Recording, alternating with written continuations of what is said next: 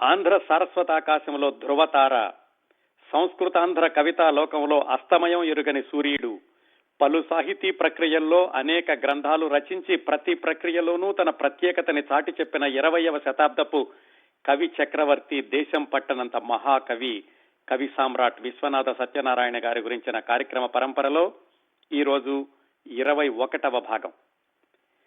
గత 20 వారాల్లో విశ్వనాథ గారి గురించి, ఆయన సాహిత్యం గురించి చాలా విశేషాలు మాట్లాడుకున్నాం. ముఖ్యంగా గత 2 వారాలు విశ్వనాథ సత్యనారాయణ గారు వ్రాసుకున్న ఆత్మకథలోని విశేషాలు తెలుసుకున్నాం. ఈరోజు 21వ వారం విశ్వనాథ గారు వ్రాసుకున్న డైరీలలోని విశేషాలు, అలాగే ఆయనకి జ్ఞానపీఠ అవార్డు వచ్చినప్పుడు ఆ పురస్కారాన్ని అందుకున్న సందర్భంలో ఆయన ఇచ్చినటువంటి సమగ్రమైన ఉపన్యాసంలోని ముఖ్యమైన విశేషాలు, ఆ 2 అంశాలు ఈరోజు తెలుసుకుందాం. విశ్వనాథ గారి డైరీలు ఎక్కడ లభ్యమవుతాయంటే ఒకే ఒక పుస్తకంలో లభ్యమవుతాయండి. అది విశ్వనాథ వాంగ్మయ జీవిత విశేష సంచిక అని. విశ్వనాథ గారు 1976 అక్టోబర్లో చనిపోతే 1977 మొదట్లో విశ్వనాథ వాంగ్మయ జీవిత విశేష సంచిక అనేటటువంటి పుస్తకాన్ని, 450 పేజీల పుస్తకాన్ని వరంగల్లోని సాహితీ ప్రియులు కొంతమంది పబ్లిష్ చేశారు. ఆ పుస్తకంలో విశ్వనాథ గారి డైరీలలోని పేజీలు యథాతథంగా దాదాపు 100 పేజీల వరకు ఇచ్చారండి. అందులో ఉన్నటువంటి ముఖ్యమైన విశేషాలు ఈరోజు తెలుసుకుందాం. ఈ విశ్వనాథ గారు వ్రాసుకున్నటువంటి డైరీలలో కొన్ని గమనించిన అంశాలు ఏమిటంటే, ఆయన మొట్టమొదటగా రాసినటువంటి డైరీ 1930లో 1 పేజీలో 2 పేజీలో కనిపించిన ఈ పరిశోధకులకి. ఆ తర్వాత దాదాపు 18 సంవత్సరాల పాటు డైరీలు ఏమీ లేవు. 1949లో కొద్ది పేజీలు కనిపించినాయి. 1950 లేదు.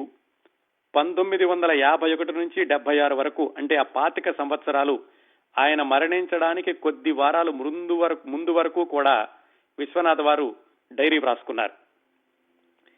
ఇందులో గమనించాల్సింది ఏమిటంటే, ఆ 1930 నుంచి 49 వరకు, అంటే ఆయన పడినటువంటి ఆర్థిక ఇబ్బందులు, జీవితంలో కష్టాలు పడినటువంటి రోజులు, ఆ రోజుల్లో ఆయన గురించి ఆయన ఏమనుకున్నారు అని తెలుసుకోవడానికి మనకు అవకాశం లేదు ఈ డైరీల ద్వారా.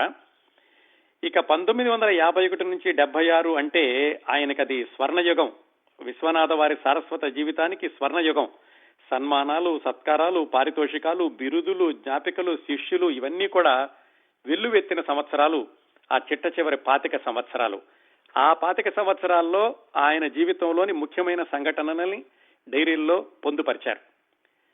ఒకటి మనం గమనించాల్సింది ఏమిటంటే, ఈ డైరీల్లో ఆయన ఎక్కడా కూడా ఒకరి గురించిన అభిప్రాయాలు కానీ, పలానా వాళ్ళని కలుసుకున్నాను, పలానా వాళ్ళు ఇలా మాట్లాడారు, నేను ఇలా మాట్లాడాను, వాళ్ళు ఇలాంటి వాళ్ళు, ఇలాంటివి ఎక్కడా రాయలేదు.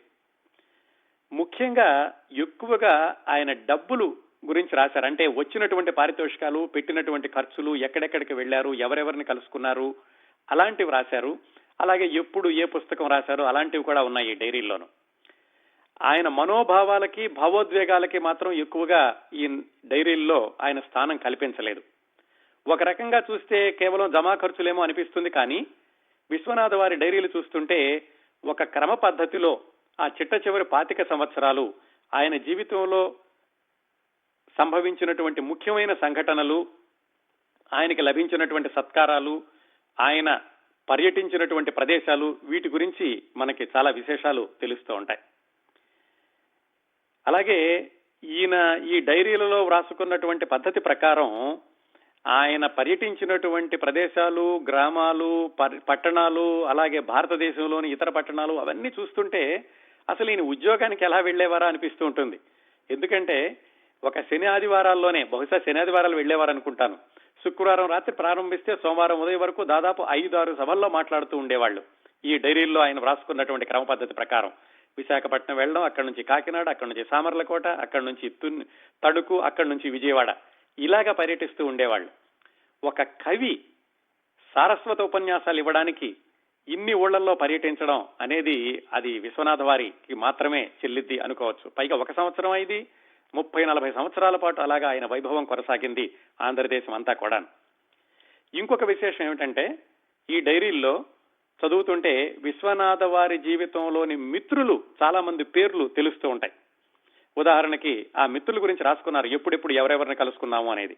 బెల్లంకొండ రాఘవరావు, కొడాలి ఆంజనేయులు గారు, ధూళిపాడ శ్రీరామ్మూర్తి, తుమ్మలపల్లి రామలింగేశ్వరరావు, చిరుకుపల్లి జమదగ్ని శర్మ, పోణంగి శ్రీరామ అప్పారావు, దివాకర్ల వెంకటావధాని, బెజవాడ గోపాలరెడ్డి, నూజివీడు రాజావారు, జువ్వాడి గౌతమరావు, పొట్లపల్లి సీతారామరావు, ఇలాగా ఎవరెవరు మిత్రులు ఎక్కువగా ఈయన్ని కలుసుకుంటే ఉండేవాళ్ళు అనేటటువంటి విశేషాలు తెలుసుకోవడానికి కూడా ఈ డైరీలు ఉపయోగపడతాయి.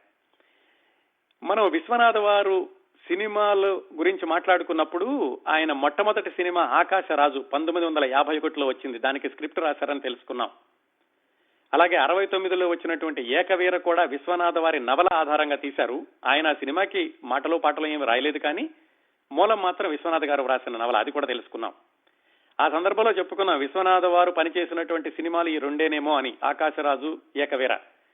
విశ్వనాథ వారి డైరీలు చదువుతుంటే మనకి చాలా కొత్త విషయాలు తెలుస్తున్నాయి. ఆయన మరో 2 సినిమాలకు కూడా స్క్రిప్టులు రాశారు.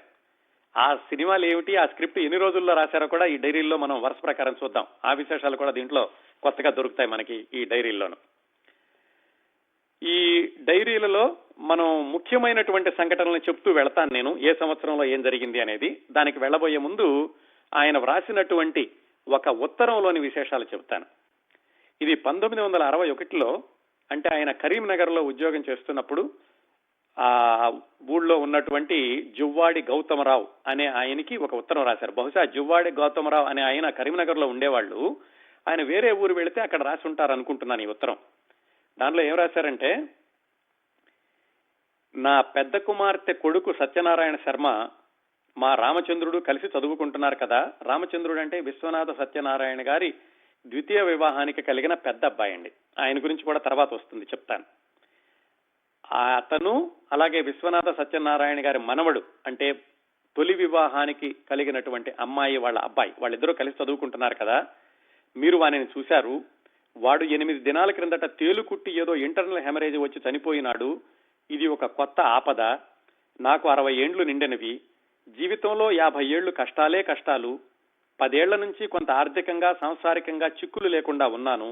ఇంతలో భగవంతుడు నాకు ఇది తెచ్చిపెట్టినాడు అని విశ్వనాథ సత్యనారాయణ గారు ఆయనకి చాలా సన్నిహితుడైనటువంటి జువ్వాడి గౌతమరావుకి 61లో ఉత్తరం రాసుకున్నారు.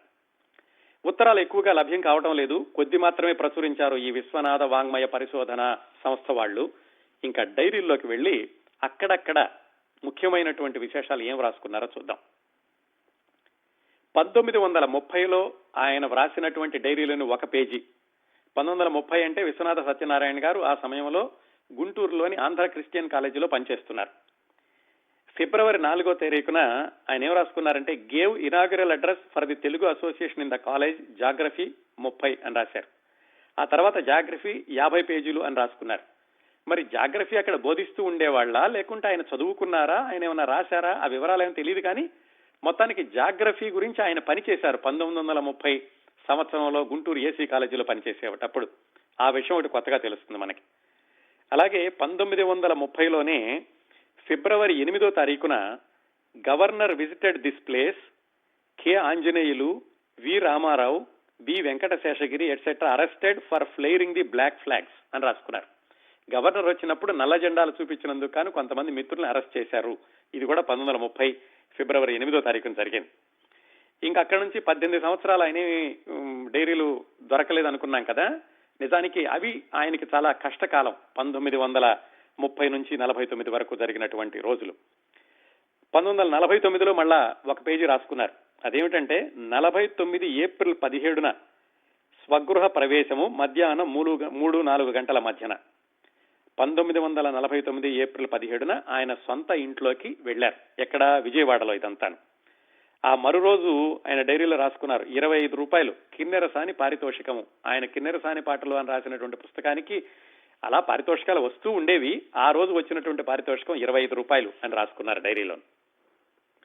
ఇంకా ఇక్కడి నుంచి 1951 నుంచి 76 వరకు 25 సంవత్సరాల డైరీలు వరుసనే ఉన్నాయి, ఎక్కడా కూడా నాగా లేకుండా. అంటే ఆయన మరణించడానికి కొద్ది వారాల ముందు వరకు కూడా ఆయన వ్రాసుకున్నటువంటి డైరీల విశేషాలు ఉన్నాయి. 1951లో నే ఎంత తీరిక లేకుండా ఉండేవాళ్ళు అనడానికి ఒక ఉదాహరణ చూడండి. 1951 జనవరి 23వ తారీఖున అనంతపురంలో పొద్దున్నే 9 నుంచి 10 గంటల వరకు కాలేజీలో రామాయణ పఠనం, 11:30 నుంచి 12:30 వరకు ట్రైనింగ్ స్కూల్లో ఉపన్యాసం, 3 గంటలకు హైదరాబాద్ ప్రయాణం, ఆ మర్నాడు పొద్దున్నే 6 గంటలకు హైదరాబాద్ చేరిక, రాత్రికి రేడియో ప్రోగ్రాం, ఆ మర్నాడు వివేకవర్ధినిలో మాట్లాడడం, రాత్రి 10ంటికి కృష్ణదేవరాయ లైబ్రరీలో ప్రసంగం. చూడండి, 3 రోజుల్లో దాదాపుగా ఆయన 6 సభల్లో ప్రసంగించారు. అంత తీరిక లేకుండా ఉండేవాళ్ళు 1951 ప్రాంతాల్లోనే. ఆ 1951 ఫిబ్రవరిలో, ఇందాకది జనవరి కదా, ఫిబ్రవరిలో మళ్ళీ నెల రోజుల తర్వాత ఫిబ్రవరి 23వ తారీఖున విశాఖపట్నంలో సన్మానం, 300 రూపాయలు ఇచ్చారు ఆయనకి ఆ సన్మానంలో. ఆ మరుసటి రోజు విశాఖపురిలో సాయంత్రం టౌన్ హాల్లో లలిత కళా సమితి వారి రచయితలకి సభ అధ్యక్షత. ఆ మరు రోజు మల్లాది శివరాం అవధానులతో కలిసి కాకినాడకి ప్రయాణం, కాకినాడలో సన్మానం. ఆ మరు రోజు విజయవాడ ప్రయాణం. ఇంత తీరిక లేకుండా అన్ని ఊళ్ళో తిరుగుతూ ఉండేవాళ్ళు ఈ సారస్వత సభలకి, ఆయన రామాయణం చదవడానికి, ఆయన కావ్యం పఠించడానికి, సన్మానాలు తీసుకోవడానికి, వీటన్నిటికీ కూడా అంత ఖాళీ లేకుండా వెళుతూ ఉండేవాళ్ళు 1951 ప్రాంతాల్లోనే. సినిమా విషయాలకు వస్తే 1951 ఏప్రిల్లో లవకుశ సినిమా, తర్వాత రోజుల్లో లవకుశ సినిమా తీసినటువంటి ఏ శంకర్ రెడ్డి అనే ఆయన విజయవాడ వచ్చి విశ్వనాథ గారికి ఫిలిం స్క్రిప్ట్ రాయడానికి 2,000 రూపాయలకి మాట్లాడుకుని అడ్వాన్స్ గా 116 రూపాయలు ఇచ్చారు. ఒక సినిమా స్క్రిప్ట్ రాయడానికి 2,000 రూపాయలు పారితోషికం 1951లో అంటే చాలా ఎక్కువ. అప్పట్లో విశ్వనాథ గారి జీతం నెలకి 250 రూపాయలు, 300 రూపాయలు. ఆ రోజుల్లో ఆయనకి 2,000 రూపాయలు సినిమా రాయడానికని ఆ ఏ శంకర్ రెడ్డి ఆయన అడ్వాన్స్ గా 116 రూపాయలు ఇచ్చెళ్లారు 1951 ఏప్రిల్ 16వ తారీఖున. ఆ తర్వాత ఏమైంది, ఆయన 1951 ఆ మే 1వ తారీఖున మద్రాసు వెళ్లారు. మద్రాసు వెళ్లి అక్కడ ఈ వేములవాడ భీమకవి అనేటటువంటి స్క్రిప్ట్ రాయడానికి అన్నమాట ఈయన అడ్వాన్స్ తీసుకుంది. ఆ వేములవాడ భీమకవి స్క్రిప్టు మద్రాసు వెళ్లి ఏప్రిల్ 26 నుంచి 30 వరకు కేవలం 5 రోజుల్లో సినిమా స్క్రిప్ట్ మొత్తం రాసేశారు. మే 1వ తారీఖున రాసుకున్నారు. భీమకవి పూర్తి చేశాను, పూర్తిగా 120 పేజీలు అయింది. రాత్రి 8:30కి శంకర్ రెడ్డి గారు వచ్చి భీమకవి స్క్రిప్ట్ తీసుకువెళ్లాడు, చూసి పొద్దున్నే పంపిస్తానన్నాడు, 10 సీన్లు వినిపించాను అని రాసుకున్నారు. చూడండి ఎంత వేగంగా రాసేవాళ్ళు అనడానికి. ఈ సినిమా స్క్రిప్ట్ రాయడం ఆయనకేమి పూర్తి కాలం వ్యాపకం కాదు. ఆయన ఉద్యోగం చేసుకుంటున్నారు, రామాయణ కల్పవృక్షం రాస్తున్నారు, మిగతా పుస్తకాలు రాస్తున్నారు. ఈ మధ్యలో మద్రాసు వెళ్లి ఆ రోజుల్లో మొత్తం సినిమా స్క్రిప్ట్ అంతా రాసిచ్చేశారు. ఆ సినిమా తర్వాత రాలేదు, అది వేరే విషయం అనుకోండి. ఆ మద్రాసులో సినిమా స్క్రిప్ట్ రాయడానికి వెళ్ళినప్పుడు కూడా మద్రాసులో తిక్కన్న గురించి రేడియో టాక్, అలాగే ఆ మరో రోజే శంకర్ రెడ్డి గారు మార్నింగ్ స్క్రిప్ట్ ఇవ్వలేదు, శంకర్ రెడ్డి గారు రాత్రికి 1000 రూపాయలు చెక్కు ఇచ్చారు, ఇది రాసుకున్నారు. అన్ని చోట్ల కూడా డబ్బులు ఎలా వచ్చినాయి, ఎలా ఖర్చు పెట్టాను అనే విషయాలు మాత్రం చాలా స్పష్టంగా రాసుకున్నారు ఈ 25 సంవత్సరాల్లోనూ. అదే రోజుల్లో 1951 ఏప్రిల్లో ఏప్రిల్ 24వ తారీఖున డైరీలో ఏం రాసుకున్నారంటే, began writing Nartanasala for radio to be broadcast on June 21. ఆయన నర్తనశాల అనే నాటకాన్ని 1926-27 ప్రాంతాల్లోనే రాసుకున్నారు.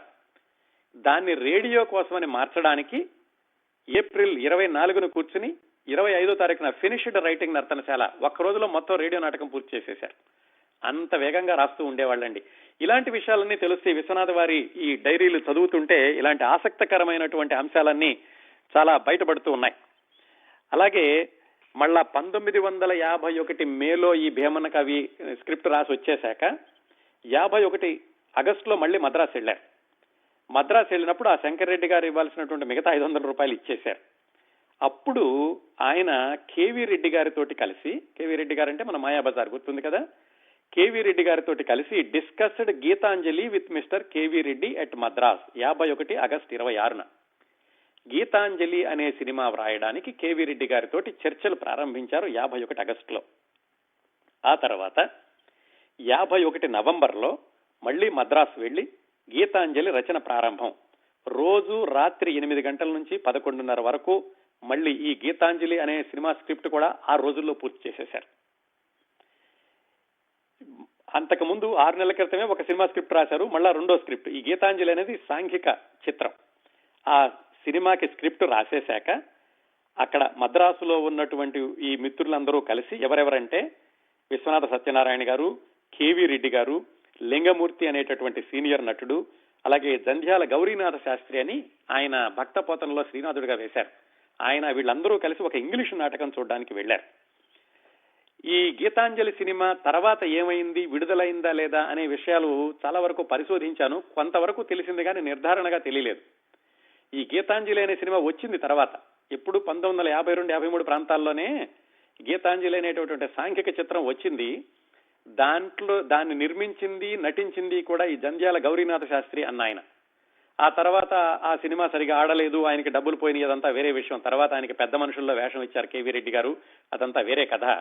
మన విశ్వనాథ సత్యనారాయణ గారి విషయానికి వస్తే, ఆయన డైరీలు చదవడం వల్ల మనకు కొత్తగా తెలిసిన 2 విషయాలు.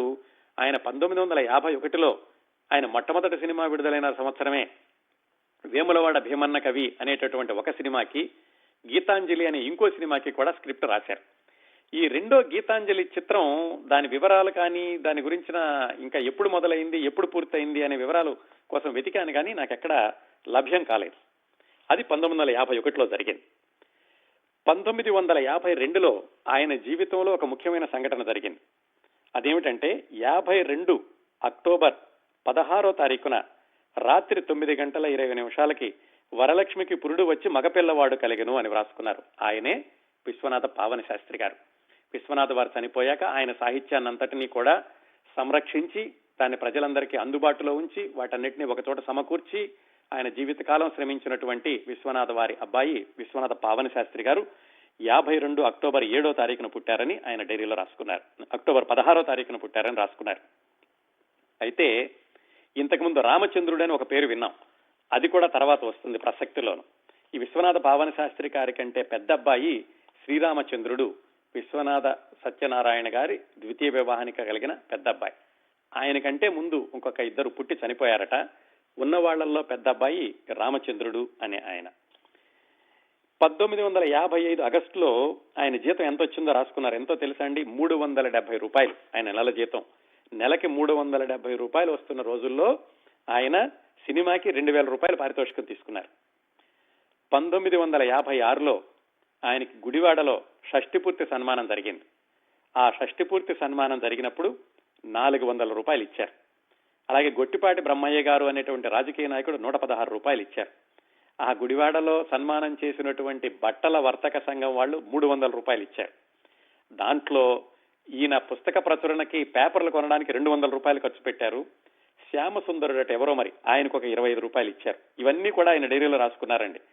ఆయన షష్ఠిపూర్తి సభని గుడివాడలోను, అంతకుముందు విజయవాడలోనూ కూడా జరిపారు. విజయవాడలో స్టూడెంట్ అండ్ స్టాఫ్ అందరూ కలిసి కూడా చేశారు. అలాగే 1956 సెప్టెంబర్లో అక్టోబర్ 1వ తారీఖున చిరంజీవి సౌభాగ్యవతి వరలక్ష్మి ఉదయం 7:30కి ప్రసవించి ఆడ శిశువును కన్నది అని రాశారు. ఆమె విశ్వనాథ సత్యనారాయణ గారి ద్వితీయ వివాహానికి జన్మించిన కుమార్తె, పావన శాస్త్రి గారి చెల్లెలు. దీని తర్వాత 1957 జనవరి 19న అత్యంత విషాదకరమైన ఘట్టం జరిగింది విశ్వనాథ వారి జీవితంలో. అదేమిటంటే, ఆయన ద్వితీయ వివాహానికి కలిగినటువంటి పెద్దబ్బాయి శ్రీరామచంద్రుడు అనే ఆయన చనిపోయారు. అది డైరీలో ఏం రాసుకున్నారంటే, ఢిల్లీ నుంచి రామచంద్రుడు సీరియస్ అని టెలిగ్రామ్. నేను నా భార్య ఢిల్లీకి వెళ్ళాం. రాత్రి 8:15కి రామచంద్రుడు మరణించెను అని వ్రాసుకున్నారు. ఢిల్లీలో విశ్వనాథ సత్యనారాయణ గారి ప్రథమ వివాహానికి కలిగిన పెద్ద అబ్బాయి అచ్యుత దేవరాయల గారు పనిచేస్తూ ఉండేవాళ్ళ రేడియో స్టేషన్ లో. అక్కడికి ఈ శ్రీరామచంద్రుడు అనేటటువంటి విశ్వనాథ సత్యనారాయణ గారి ద్వితీయ వివాహానికి కలిగిన పెద్ద అబ్బాయి, అంటే 14-15 సంవత్సరాలు ఉంటాయేమో, అక్కడికి వెళ్ళినప్పుడు అక్కడ మరణించాడు ఆయన. ఆ విషయాన్ని ఆయన డైరీలో రాసుకున్నారు. అందువల్ల ఆ తర్వాత రోజుల్లో విశ్వనాథ సత్యనారాయణ గారి ద్వితీయ వివాహానికి మిగిలిన సంతానం విశ్వనాథ పావన శాస్త్రి గారు, తర్వాత ఆ ఆడపిల్లని రాసుకున్నారే వాళ్ళిద్దరూనండి. అది 1957లో ఆయనకి జరిగినటువంటి పెద్ద విషాదం. ఆ తర్వాత పద్యాల్లో కూడా చాలా చోట్ల రాసుకున్నారు, రామచంద్రుడు నన్ను విడిచి వెళ్లిపోయాడు అని. 1960లో విజయవాడలో ఆయన ఉద్యోగ విరమణ చేశాక కరీంనగర్ లో ప్రిన్సిపాల్ గా వెళ్లారు. ఆ విశ్వనాథ సత్యనారాయణ గారి జీవిత రేఖల గురించి చెప్పినప్పుడు ఈ విషయం మాట్లాడుకున్నాం. ఆ కరీంనగర్ వెళ్ళినప్పుడు 1960 జనవరి 1న ఆయన ఖర్చులు ఎలా ఉన్నాయో ఆసక్తికరంగా ఉంటుంది, చూద్దాం. ఇంటి అద్దె 40 రూపాయలు, పాల దానికి 33 రూపాయలు. అంటే పాలకి ఇంటి అద్దె ఒకేలాగా ఉండేవన్నమాట ఆ రోజుల్లో. ఇంట్లో ఖర్చులకి 11 రూపాయలు, బియ్యం పావు బస్తా 21 రూపాయలు, చిల్లర రూపాయి 4 అణాలు, చాకలి దానికి 4 రూపాయలు. ఇవండి ఆయన ఖర్చు. కరీంనగర్ లో వెళ్ళినప్పుడు, అద్దె ఇంట్లో దిగినప్పుడు ఆ మొట్టమొదటి రోజు ఆయనకి జరిగినటువంటి ఖర్చు ఆ 40 రూపాయలు, 30 రూపాయలు, 11 రూపాయలు అలాగా. 1963లోనే ఎప్పుడు అక్కడ కూడా పదవీ విరమణ చేశారు. ఆ తర్వాత అంతా కూడా ఆయన అంటే 1930 నుంచి కూడా ఊరూరు తిరుగుతూ ఈ కవిత్వం వినిపించడం, కావ్య పఠనం, సన్మానాలు ఇవి జరుగుతూనే ఉన్నాయి. అవి కొనసాగుతూనే ఉన్నాయి. 1930 నుంచి 1976 వరకు కొనసాగుతూనే ఉన్నాయి. 1966లో ఫిబ్రవరి 19వ తారీఖున హైదరాబాద్ లో శ్రీకృష్ణ పాండవీయానికి వెళ్ళాం. శ్రీకృష్ణ పాండవీయం సినిమా చూశాను అని రాసుకున్నారు. 1966లోనే కంకిపాడు వెళ్లి వాళ్ళ ఊళ్ళో ఉన్నటువంటి 2 సెంట్లు స్థలాన్ని ఆ విశ్వేశ్వర స్వామి దేవాలయానికి రిజిస్టర్ చేయించారు కంకిపాడు పంచాయతీలో. అది కూడా రాసుకున్నారు. ఈయన ఎవరి గురించి కూడా భావాలు, అభిప్రాయాలు రాయలేదనుకున్నాం కదా, ఒకే ఒక్క చోట రాశారు డైరీలో. అదేమిటంటే 1967 జనవరి 10వ తారీఖున హైదరాబాద్ లో ఎగ్జిబిషన్ లో కవితాగానం జరిగింది.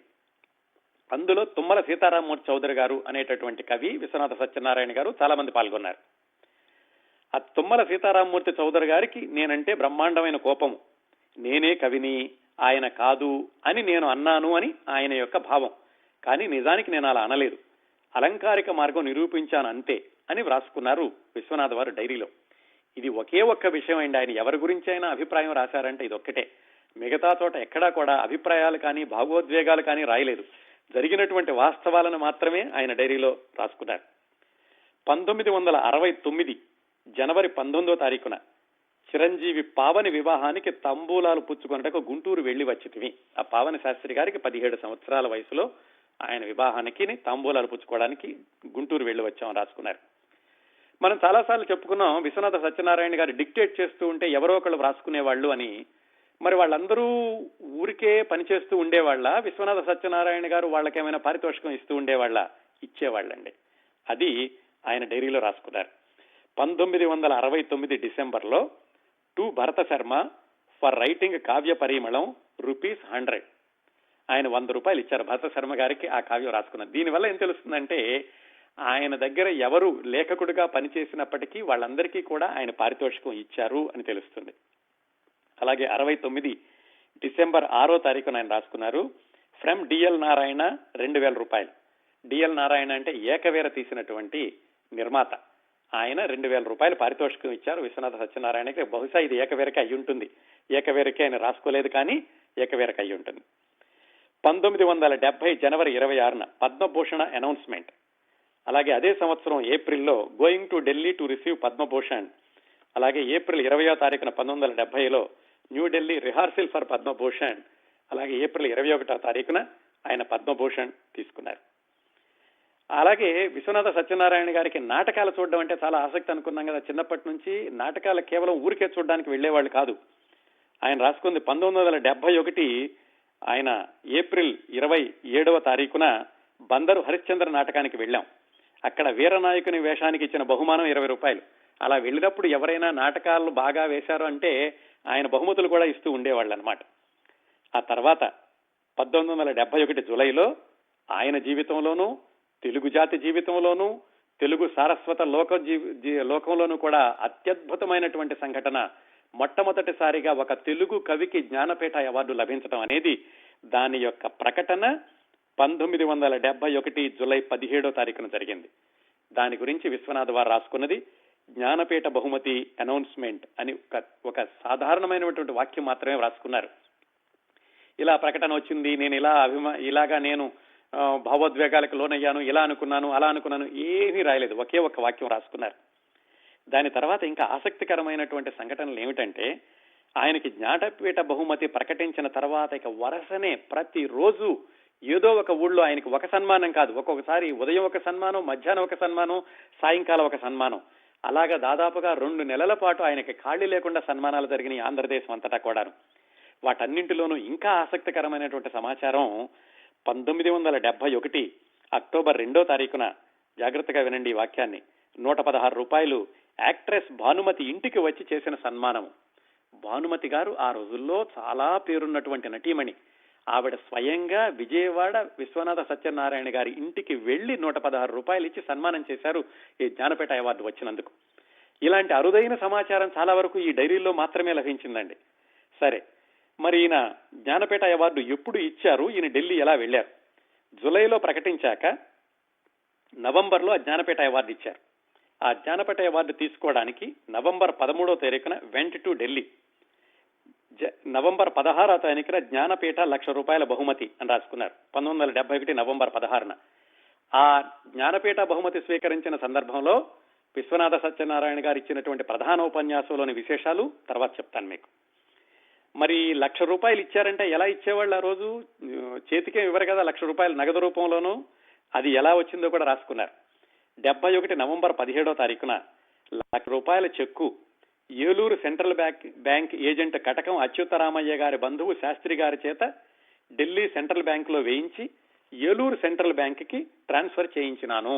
ఆ విధంగా విశ్వనాథ సత్యనారాయణ గారికి వచ్చినటువంటి ₹1,00,000 పారితోషికము చివరికి ఆయన బ్యాంకులోకి చేరింది.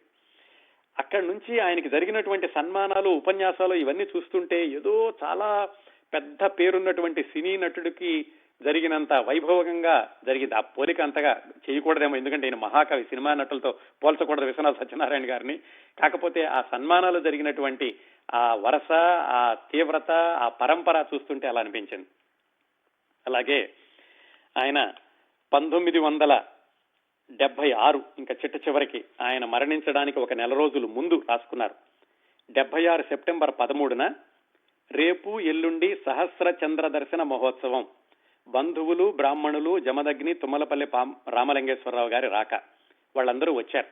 ఇది ఆయన మరణించడానికి నెల రోజుల ముందు. 76 సెప్టెంబర్ 14వ తారీఖున సహస్ర చంద్ర దర్శనోత్సవం, ₹100 from Jandhyala Venkateswarlu, ₹100 from auditor Viswanatha Rao, వాళ్ళు ఈయనకి బహూకరించారు. 76 సెప్టెంబర్ 16వ తారీఖున ఉత్సవములు పూర్తి. 1976 సెప్టెంబర్ 24 అది విశ్వనాథ వారి డైరీలో చిట్ట చివరి అంశం. 76 సెప్టెంబర్ 24 ఏం రాసుకున్నారంటే, చిరంజీవి సౌభాగ్యవతి రాజమ్మ మందులకు ₹30, ₹58 మనీ ఆర్డర్ ఫ్రమ్ ర్యాలీ, చిల్లర పాలు ₹5, శివ పంచాక్షరి 10,000, రామం 5,000, ఆంజనేయం 5,000. అవి ఆయన చదివినటువంటి మంత్రాలు. ఇది చిట్ట చివరి ఎంట్రీ అండి విశ్వనాథ వారి డైరీలో. చిట్ట చివరగా ఆయన వ్రాసుకున్నది సెప్టెంబర్ 24, 1976. దాని తర్వాత ఇంకా అప్పుడు ఆయన డైరీ రాయలేదు. ఆ తర్వాత 1976 అక్టోబర్ 7వ తేదీన ఆయన గుండె జబ్బుతో గుంటూరు హాస్పిటల్లో చేరారు. 18వ తారీఖున 1976న ఉదయం 10 గంటలకి ఆయన మరణించారు.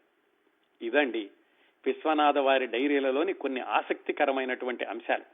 ఇది దాదాపుగా 100 పేజీలు ఉన్నాయి. నేను అన్నీ చెప్పలేదు మీకు, చాలా ఆసక్తికరంగా ఉండేవి. ఆయన జీవితంలో ముఖ్యమైనటువంటి సంఘటనలు మాత్రం ఈ డైరీల నుంచి చెప్పాను. తరువాత విశ్వనాథ సత్యనారాయణ గారు ఆ జ్ఞానపీఠ అవార్డు తీసుకున్న సందర్భంలో చేసినటువంటి ఉపన్యాసంలోని ముఖ్యమైనటువంటి అంశాలు. ఈ ఉపన్యాసం అంతా కూడా ఇంగ్లీష్ లో ఉంది, ఒక 5-6 పేజీలు. ఈ ఉపన్యాసం అంతా ఆయన ఇంగ్లీష్ లో తయారు చేసుకుని చదివారు. అక్కడ ఇంగ్లీష్ లోని ఉపన్యాసాన్ని చూస్తుంటే ఏదో ఒక పెద్ద కార్పొరేట్, ఒక పెద్ద కంపెనీ యాన్యువల్ బాడీ మీటింగ్లు, జనరల్ బాడీ మీటింగ్ లో ఇస్తారు చూడండి, ఆ సంవత్సరంలో జరిగిందంతా ఎలా చేశారో ఏమిటి అనేది, అలా అత్యంత సమగ్రంగా క్రోడీకరించి విశ్వనాథ సత్యనారాయణ గారు ఈ రామాయణ కల్పవృక్షం వ్రాయడానికి అసలు బీజం ఏమిటి, దానికి ఆయన ఎలా సంసిద్ధురయ్యారు, ఆ వ్రాయడంలో ఆయనకి ఎదురైనటువంటి అనుభవాలు ఏమిటి, ఇప్పుడేం జరుగుతోంది, ఇలాంటివన్నీ కూడా సమగ్రంగా ఆయన చాలా చక్కగా వ్రాస్తూ మధ్య మధ్యలో ఆయన ఎదుర్కొన్నటువంటి జీవితంలోని ఒడిదుడుకులు, ఇబ్బందులు, ఆయనలోని బలహీనతలు, వాటిని కూడా ఆయన ప్రస్తావించారు మధ్యలోను. సాధారణంగా అలాంటి సమయంలో ఆయన దేశం మొత్తం వింటున్నటువంటి ఆ జ్ఞానపీఠ పురస్కార గ్రహీత ఆ సభలో ఆయన తన గురించి తాను, తన బలహీనతల గురించి కూడా ఆయన బహిరంగంగా చెప్పుకున్నారు. అదండి విశ్వనాథ గారి యొక్క ప్రత్యేకత అంటే. ఏం చెప్పారో చూద్దాం. ఇది ఇంగ్లీష్లో ఉంది, నేను మీకు తెలుగులో చెప్తాను. అలాగే ఇది ఆయన ఫస్ట్ పర్సన్ రాసుకున్నారు, ఐ మై అంటూను. అందుకని నేను అలాగే తెలుగులో చెప్పడానికి ప్రయత్నిస్తాను. అందువల్ల నేను ఇక నుంచి చెప్పబోయే దానిలో నేను అంటే విశ్వనాథ సత్యనారాయణ గారు అని అనుకోండి. మొట్టమొదట్లో ఏం రాశారంటే ఈ ఉపన్యాసంలో అసలు ఈ రామాయణ కల్పవృక్షం రాయడానికి బీజం ఎలా పడింది అనేది. నేను బందర్లో చదువుకునేటప్పుడు మా నాన్నగారు వచ్చి నేను పిచ్చి పిచ్చి పద్యాలు రాస్తున్నావు అబ్బాయి, నువ్వు ఇలా కాదు, రాస్తే రామాయణం రాయాలి అన్నారు. ఆయనకి ఏమిటంటే నేను పద్యాలు రాసి కవినయ్యిపోయి ఇలాగ వీధులెమ్మడబడి అడుక్కు తింటానేమో అనుకుని, ఎందుకంటే అప్పటికే చాలా మంది కవులు నాన్నగారి దగ్గరికి వచ్చేవాళ్ళు ఏదో సహాయం చేయమని, నేను కూడా అలా అయిపోతానేమో అని భయపడ్డారు. అప్పుడు నేను నాన్నగారికి అని ఆయన ఇంకో మాట కూడా అన్నారు, అరే అబ్బాయి నువ్వు రాస్తే రామాయణం రాయాలి, ఇలాంటి పద్యాలు కాదు అన్నారు. అప్పుడు నేను ఆయనకి చెప్పాను, నాన్నగారు నాకు సమయం ఇవ్వండి, రామాయణం తప్పనిసరిగా రాస్తాను, భగవంతుడు గనక నాకు ఆయుర్దాయం ఇస్తే నేను రామాయణం పూర్తి చేస్తాను, కాకపోతే ఇప్పుడే వ్రాయలేను కదా, అప్పటి వరకు కూడా నన్ను వ్రాయనివ్వండి, నాకు పరిణితి వచ్చాక రాస్తానని మా నాన్నగారికి చెప్పాను. అక్కడ నేను రామాయణం వ్రాయడానికి బీజం పడింది. రామాయణంలో రాముడు ఎలాగైతే తండ్రి ఆజ్ఞను అనుసరించి ఆయన అడవులకు వెళ్ళాడో, నేను మా నాన్నగారికి ఇచ్చిన మాటని అనుసరించి నేను రామాయణం వ్రాయడానికి నా 14 సంవత్సరాల వయసులో నేను నిర్ణయం తీసుకున్నాను. ఆ తర్వాత 25 సంవత్సరాలు పట్టింది రామాయణం ప్రారంభించడానికి. 14 సంవత్సరాల నుంచి 39 సంవత్సరాల వరకు ఈ రామాయణం వ్రాయడానికి ఎలా సంసిద్ధుడయ్యానంటే, ముందుగా నేను రకరకాల కావ్యాలు రాశాను, పద్యాలు రాసుకుంటూ వచ్చాను. ఆంధ్రదేశం అంతా కూడా నన్ను గొప్ప కవి అంది, అన్ని చోట్లకి వెళ్ళాను. నా పద్య కావ్యాలను చాలా మంది మెచ్చుకున్నారు, విమర్శించే వాళ్ళు కూడా ఉన్నారనుకోండి. అయితే రామాయణం వ్రాయడానికి ఏమి కావాలి, ఎలా వ్రాయాలి అని నేను ఎప్పుడూ ఆలోచిస్తూనే ఉన్నాను. ఇన్ని సంవత్సరాల్లోనూ నేను గమనించింది ఏమిటంటే, కవులు చాలా మంది ఉన్నారు, వాళ్ళకి గురువులు కొద్ది మందే ఉన్నారు. ఏ కవైనా కానీ ఫలానా గురువులాగా వ్రాశాడు అంటే ఆయన గొప్ప కవి అనేవాళ్ళు. ఈ కవులందరూ కూడా ఆ గురువు యొక్క శైలిని వాళ్ళు అనుసరిస్తూ ఉండేవాళ్ళు. మరి ఆ గురువు గారికో శైలి ఉంది కదా, ఆ గురువు గారికి శైలి ఎలా వచ్చింది? నేను రామాయణం వ్రాయాలి అంటే అలాంటి శైలి ఏదో ఒకటి నేను అలవరుచుకోవాలి. అప్పుడు నేను ఆ గురువులని నేను అధ్యయనం చేయడం ప్రారంభించినప్పుడు, ఈ గురువులు అని పిలువబడే వాళ్ళందరూ కూడా సంస్కృతంలో బాగా చదువుకున్నారు. అందువల్ల నేను సంస్కృతాన్ని బాగా చదవాలి అనుకుని సంస్కృత కావ్యాలు చదవడం ప్రారంభించాను. ఇదంతా కూడా రామాయణం రాయడానికి సంసిద్ధం అయ్యేటటువంటి దశలో జరిగింది. కావ్యాలు చదివాను, అలాగే సంస్కృత నాటకాలు చదివాను, సంస్కృత వ్యాకరణం చదివాను, ఇవన్నీ చదివాను. తర్వాత రామాయణాన్ని రకరకాల కోణాల్లో చదువుతూ వెళ్ళినప్పుడు, ఈ రామాయణం ఒక వేదమా లేకపోతే ఒక కావ్యమా, 2 కోణాల్లోనూ రామాయణాన్ని విశ్లేషిస్తూ వెళ్ళాను. ఇదంతా అయిపోయి 1926-27 ప్రాంతాలు వచ్చేసరికి పర్వాలేదు, నాకు ధైర్యం వచ్చింది, ఆత్మవిశ్వాసం వచ్చింది, రామాయణం వ్రాద్దాము, ప్రారంభిద్దాము అనుకుంటూ మా నాన్నగారికి చెప్పాను. నాన్నగారు మీరు అప్పుడెప్పుడో అడిగారు, నేను రామాయణం వ్రాయడానికి సంసిద్ధుడిగా ఉన్నాను, ప్రారంభిస్తాను అని చెప్పిన కొద్ది రోజులకే మా నాన్నగారు మరణించారు 1927లో. అందువల్ల రామాయణం ప్రారంభించడం అప్పుడు సాధ్యం కాలేదు. ఆ తర్వాత ఇంకా నాకున్నటువంటి ఆర్థిక ఇబ్బందులు కొనసాగుతూనే ఉన్నాయి. నాకున్న ఆర్థిక ఇబ్బందులు ఒకటి అదని ఇదని చెప్పడానికి లేదు, నేను పడని ఇబ్బంది అంటూ లేదు ఆ రోజుల్లో అని. మళ్ళీ నేను నా వర్షన్కి వస్తానండి. విశ్వనాథ వారు రాసుకున్నటువంటి విషయాలు చదువుతుంటే కళ్ళు చెమరుస్తాయి, మనసుని కదిలిస్తాయి, ఒళ్ళు జలధరిస్తుంది. ఆయన పడినటువంటి బాధలు, ఆయన పడినటువంటి ఆర్థిక ఇబ్బందుల్ని కూడా ఈ ఉపన్యాసంలో ప్రస్తావించారు. మళ్ళీ విశ్వనాథ గారి ఆ ఉపన్యాసానికి వెళదాం. నేను ఇలాగా సంసిద్ధుడినయ్యి ఉన్న రోజుల్లోనే నాకు ఉద్యోగం పోయింది. ఉద్యోగం పోయి ఆర్థిక ఇబ్బందులు చుట్టుముట్టాయి. ఈ ఆర్థిక ఇబ్బందులు ఎలా ఉండేవంటే, నేను పెద్ద కుటుంబాన్ని పోషించాలి, ఉద్యోగం లేదు, నేను కుటుంబాన్ని పోషించాలంటే ఎక్కడైనా డబ్బులు సంపాదించాలి. నాకు తెలిసింది ఈ కవిత్వం రాయడం ఒకటే. ఎక్కడైనా ఊరికి వెళ్ళి అక్కడ ఉపన్యాసం ఇచ్చి వాళ్ళు పారితోషికం ఇస్తే అది తీసుకొస్తే ఇంటి దగ్గర నా కోసం 10 మంది ఎదురు చూస్తూ ఉండేవాళ్ళు. ఈయన వస్తాడు, ఏదో డబ్బులు తీసుకొస్తాడు, మళ్ళా 10 రోజులు మనకి ఆహారం దొరుకుతుంది కదా అని. అంత ఇబ్బందుల్లో ఉండగా రామాయణం ప్రారంభిద్దాం అనుకునేసరికి శ్రీరామచంద్రుడు నాకు మాట చెప్పాడు, నీకు అన్నీ తెలుసు కానీ, అన్ని బాధలు అనుభవించాను కానీ భార్యా వియోగం నీకు ఇంకా తెలియదు కదా అని చెప్పి నా భార్యని ఆ భగవంతుడు తీసుకెళ్లిపోయాడు. నా భార్య 1932లో మరణించింది. అందువల్ల అప్పుడు కూడా నాకు మళ్ళీ రామాయణం ప్రారంభించడానికి అవ్వలేదు. 1932లో భార్య మరణించి నా ఉద్యోగం పోయి ఆర్థిక ఇబ్బందుల్ని కూడా నేను సతమతం అవుతున్నప్పుడు 1000 పడగల నవలకి నాకు బహుమతి రావడం, కొంచెం ఒక 5-6 నెలలు నాకు స్థిరత్వం దొరికింది. ఆ రోజుల్లో రామాయణాన్ని ప్రారంభించాను. ఇదండి, ఇంత సంసిద్ధత జరిగింది. విశ్వనాథ సత్యనారాయణ గారు 14 సంవత్సరాల వయసులో వాళ్ళ నాన్నగారు చెబితే నా రామాయణం రాయరా అని, ఆయన 39 సంవత్సరాల వయసులో రామాయణం రాయడానికి మధ్యలో ఇంత సంసిద్ధత జరిగింది. 1934లో ఆయన ప్రారంభించారు. ఇంకా ఆ రామాయణం కొనసాగించేటటువంటి దశలో ఏం జరిగింది ఏమిటనేది ఎలా రాశారంటే, బాలకాండ దాదాపుగా 4 సంవత్సరాలు పట్టింది. ప్రతి కాండలోనూ 2000 పద్యాలు వ్రాద్దాం అనుకున్నాను. బాలకాండ పూర్తయ్యాక ఈ పుస్తకాన్ని ఏం చేయాలి, ఎవరైనా దీన్ని ప్రచురించాలి, ప్రచురిస్తే గాని ప్రజల్లోకి వెళ్ళదు. అప్పటికే నా దగ్గర పెట్టిలో ఇంకా 5-6 పుస్తకాలు మూలుగుతున్నాయి. నాకా ప్రచురించేటటువంటి ఆర్థిక స్తోమత లేదు. ఆ రోజుల్లో ముత్యాల రాజా గారి అబ్బాయి ముత్యాల యువరాజా ఆయన ముందుకొచ్చి ఈ బాలకాండని ప్రచురిస్తాను అన్నారు. ఆ విధంగా బాలకాండ ప్రచురణకి వెళ్ళాక మిగతా కాండలు కూడా వ్రాయడం ప్రారంభించాను. ఈ రామాయణం దాదాపుగా నేను 25 సంవత్సరాలు వ్రాశాను.